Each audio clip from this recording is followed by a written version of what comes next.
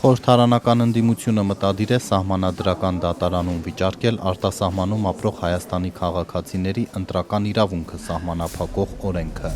Ռոբերտ Քոչարյանի Հայաստան խմբակցության նախաձեռնությանը միացել են Պատիվ ունեմն ու քաղաքացիական պայմանագրից հեռացված Հովիկ Աղազարյանը եւ Հակոբ Ասլանյանը։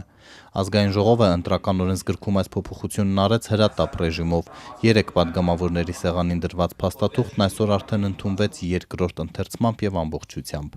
Օրենքը, որով 100 հազարավոր քաղաքացիներ կարող են զրկվել ընտրելու հնարավորությունից, հեղինակավոր Վենետիկի հանձնաժողովի եզրակացությունը չի ստացել, հեղինակները չեն դիմել։ Աշխատանքն ավարտող խորհրդարանի վերջին նիստում քվեարկեցին միայն իշխող քաղաքացիական պայմանագրի պատգամավորներն ու Հայաստան դաշինքից հեռացած Գեղամ Նազարյանը։ Կողմ 63 դեմ 0 ձեռնպահ 0 որոշում ընդունվել է։ Ըստ ընդունված փոփոխությունների քվեարկելու իրավունքից զրկվում են Հայաստանի այն քաղաքացիները, որոնք ընտրացուցակները հրապարակելուց առաջ վերջին 2 տարվա առնվազն կեսը 1 տարին հայրենիքում չեն եղել։ Բացառություն է միայն ուսման մեկնածների եւ պետական գործուղումների համար։ Նախագիծը միտված է վերջին ընտրությունների ժամանակ արձանագրված իրողությունների շտկմանը, այսպես ասած, եւ հանրային պահանջը ներկայացնում։ Արուսյակ Ջուլհակյանը նկատի ունի տեղեկությունները, որ քվեարկելու համար հունիսին Ռուսաստանից Հայաստան են տեղափոխվել մեծ թվով հայեր։ Սակայն սահմանադրական դատարանում քննվող գործի շրջանակում հրապարակված պաշտոնական տվյալները արտառոց պատկեր չեն արձանագրել։ Ընդամենը 3000-ով ավելի Հայաստանի քաղաքացի է հատել սահմանը անցյալ տարվա նույն ժամանակահատվածի համեմատությամբ։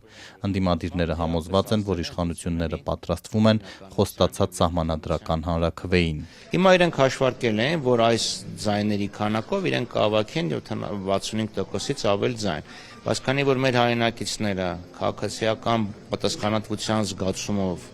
եկել են, մասնակցել են ընտրություններին, իրենց ձայները տարալուծվել են, պակասել են։ Հիմա որպեսզի դա չլինի, իրենք փորձում են սահմանափակել ընտրությունների մասնակիցների թվականը։ Ազգային ժողովի փոխնախագահ Ռուբեն Ռուբինյանը սակայն կտրուկ հերքում է կապը այսօր ընդունված փոփոխությունների ու հնարավոր սահմանադրական հանրաքվեի միջև։ Բացառապես ուղիղ նպատակն է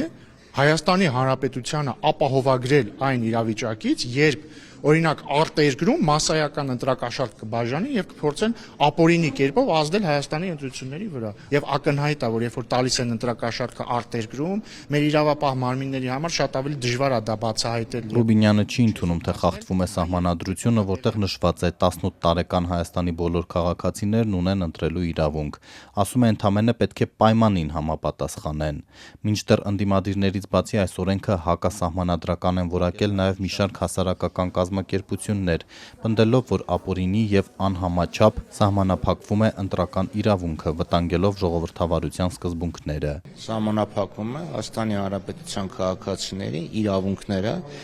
ձևավորել իշխանություն։ Շատ լավ, եթե պարզվի հակասահմանադրական է, սահմանադրական դատարանը կասի հակասահմանադրական է։ Բայց մենք խնդրի պետք է անդրադառնալ։ Իշխանության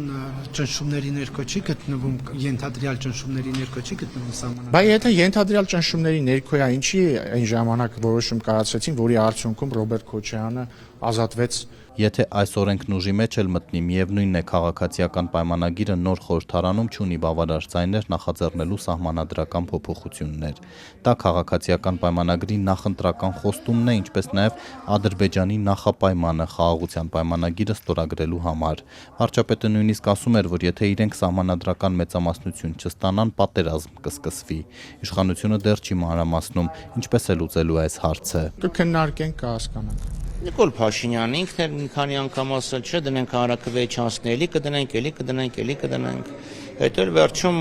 օրենսդրական փոփոխություն կմտցնենք, ասեն Նիկոլ Փաշինյանի խոսքը օրենք է։ Ընտրությունների արդյունքները ուժի մեջ չմտած գործող խորհրդարանը արդեն հաջորդ ընտրությունների համար խստացնում է խաղի կանոնները նաև այսօր ընդունված մեկ այլ օրենքով, որով 1-ից 2 տարով երկարացվեց ընտրակաշառքի հետ կապված հանցագործությունների պատժաչափը, իսկ դրա համար դատվածները անգամ պատիժը կրելուց հետո տևական ժամանակ կզրկվեն պետական պաշտոններ զբաղեցնելու իրավունքից։